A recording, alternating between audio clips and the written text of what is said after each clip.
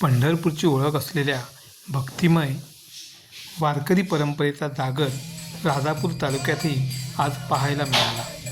श्रावणी एकादशीचे औचित्य साधून आज रविवारी राजापूर तालुक्यात वारकरी दिंडी सोहळ्याचे आयोजन करण्यात आले होते. राजापूर शहरातील प्राचीन विठ्ठल मंदिरात पांडुरंगाच्या भेटीसाठी तालुक्यातील वारकरी बंधू भगिनी भक्तिभावाने एकत्र आले.